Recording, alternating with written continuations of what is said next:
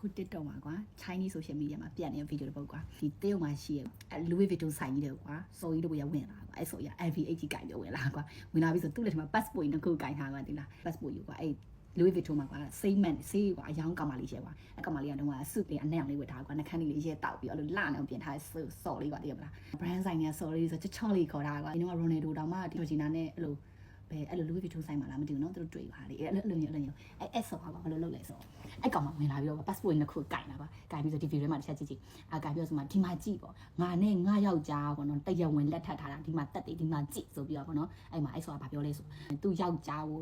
ဒီ manager ဒီမှာလေဒီအယောင်ကောင်မလေးကမြူဆွဲထားလို့ကွာငါနဲ့ငါယောက်ျားတရားဝင်လက်ထပ်ထားတယ်ဆိုတော့တက်တယ်ယူလာပြီးတော့မှပြဿနာရှာပါဒီလားအဲ့ဒါယူလူတယောက်ကသူနောက်ကသူတကယ်ချင်းဗီဒီယိုရိုက်ထားကွာဒီလားအဲ့ဗီဒီယိုရအခုတရုတ် social media မှာပြတ်နေတာကွာအဲ့ကောင်မလေးကဘာလုပ်နေရလဲဆိုဖုန်းလေးတုံးနေဝင်ခန်းဒီနေအောင်လေးနဲ့အမကကျွန်မပြောပြလေအမယောက်ျားနဲ့ကျွန်မနဲ့ကဘာမှပတ်သက်စရာအကြောင်းမရှိဘူးအမယောက်ျားနဲ့ကျွန်မနဲ့အဲ့လောက်ကြီးအချိန်အများကြီးတွေ့ကြရလဲမဟုတ်ဘူးအဲ့တော့ကျွန်မရှင်းပြနိုင်ဘူးတောင်းပန်နိုင်ဘူးပေါ့အဲ့လိုပြောအော်နင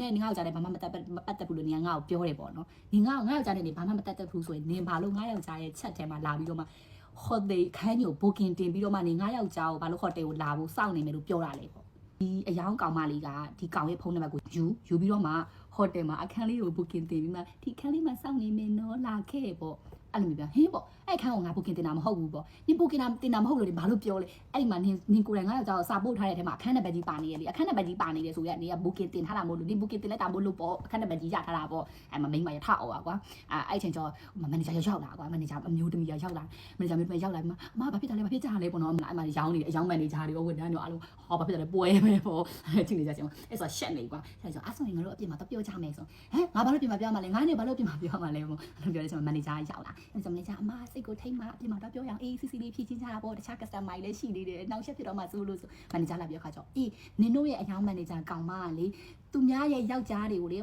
ပါလို့လိုက်ခေါ်နေတဲ့ကောင်မလေးဆိုပါဆို daddy လို့ခေါ်တာသိရမလားlike သိရမလား sorry လေအဲ့လိုပါ daddy အဲ့လိုခေါ်တာကသူများယောက်ျားမျိုးမြူဆွဲချင်းတန်ခေါ်ရတဲ့နာမည်ကွာအဲ့လိုမျိုးပြောတဲ့ခါကြောအဲ့လိုနေပဲသူတို့အပြင်ကိုရောက်သွားတယ်လားအဲ့ဆိုင်ကြီးအပြင်ကိုရောက်တဲ့အချိန်မှာမန်နေဂျာတွေရောဝန်ထမ်းတွေအကုန်လုံးအဲ့ဆိုင်ကြီးအပြင်မှာလူရက်လည်းဝိုင်းကြည့်ဗီဒီယိုလည်းဝိုင်းရိုက်နေကြကွာအဲ့မှာအဲ့ဆိုရထွက်ပြေကိုစူးစားရောအဲ့ Louis Vuitton အဲ့အယောင်ကောင်မလေးကွာထွက်ပြေကိုစူးစားခါကျတော့လေဘေးညိုတို့လေးဆွဲတာထွက်ပြေမှာဆိုလို့ဆိုရအဲ့မရကြီးပေါ့နော်အဲ့လိုမျိုးပေါ့အခါကျတော့နောက်ဆုံးမရကြီးနင်းယောက်ျားကိုပြောပါလားငါ့ကိုဘာလို့ပြဿနာလက်ရှာနေရလဲပေါ့ပြောချင်တာကွာဒီလိုမျိုးကိစ္စဆိုတာဟိုလက်ခုပ်လိုမျိုးပဲလက်ခုပ်ဆိုလိုမျိုးပဲနဲ့ချက်ဒီမှမိရပါလောက်တာကွာအကောင်မအဲ့လိုလုပ်တဲ့အချိန်ကျတော့အော်ငါယောက်ျားကိုလည်းငါမနဲ့ပြန်ရှာရင်ကွာရှင်းတော့မှအားကြောင့်မလို့ဆောက်ချက်လာခွဲတာအဲ့မှာသူကလူတွေအကုန်လုံးအော်ပြီးတော့ကွာဒီမှာကြီးကြဒီ Louis Vuitton စတိုးဆိုင်ငါရောင်းနေတဲ့ကောင်မလေးကလေသူများယောက်ျားတွေကိုခေါ်ပြီးတော့မ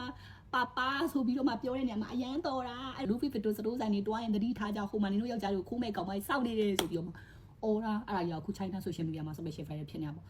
ဒီဗီဒီယိုလေးကဘာလို့လုပ်ပြရလဲဆိုတော့အရင်တော့လည်းမျိုးပေါ့နော်ကတနာမှုကေတင်းလေးတွေပြောတယ်အဲ့လိုနဲ့ international တွေကအကြောင်းအရာလေးတွေ viral ဖြစ်နေတဲ့အကြောင်းအရာလေးတွေပြောတယ်ဆိုရင်အရင်အားပေးကြတဲ့လူတွေအများကြီးရှိခဲ့တာဟုတ်အဲ့လူတွေကနေကတနာအဲ့လိုမျိုးလေးတွေပြောပြပါနားထောင်ခြင်းလို့ဆိုတော့ကတနာအခုလိုဗီဒီယိုလေးတစ်ခါတည်းပြန်ပြီးတော့မှပြောပြပေးဖြစ်ပါတယ်နောက်ထပ်ဘာအကြောင်းအရာနားထောင်ခြင်းလေးလဲနားထောင်ခြင်းလေးပြောတစ်ဖက်ကိုတစ်ဖက်ရအောင်တင်ပေးမယ်ကတနာအခုလာမယ့်စနေနေ့မှာတင်မယ် digital marketing တွေနဲ့နေတဲ့က digital product တွေကိုထိုင်းဘဏ်အကောင့်တစ်ခုရှိအောင် visa card ရှိအောင်နဲ့ဘယ်လိုရောင်းရမလဲ personal brand ဘယ်လိုတည်ဆောက်ရမလဲ marketing ဘယ်လိုဆင်းရမလဲ AI နဲ့ content ဘယ်လိုရေးရမလဲ page တွေ boost ဘယ်လိုထိုးရမလဲ TikTok မှာဘယ်လိုကြေညာရမလဲဆိုတာတွေကိုကက်ထရီနာသင်ပေးမယ်နှစ်နာရီဆက်မင်းတာအတုပ်လေးရှိပါတယ်အဲ့ဒါက Zoom class ဖြစ်ပြီးတော့မှအခုလာမယ့်စနေနေ့မှာသင်ပေးမှာပါစနေနေ့ညပေါ့နော်ထိုင်းစံတော်ချိန်9နာရီကနေ9နာရီမှာသင်ပေးမှာပါကိုအားနေတဲ့အချိန်လေးမှာပဲ digital product တစ်ခုကိုဘယ်လို marketing ဆင်းပြီးရောင်းမှာလဲအားလေးကိုသိချတင်ပြီးတော့မှဖြစ်ပါတယ်စိတ်ဝင်စားရဆိုရင်ဒီတင်နန်းလေးကိုအခုပဲလိုက်အောင်မေးမြန်းနိုင်ပါပြီ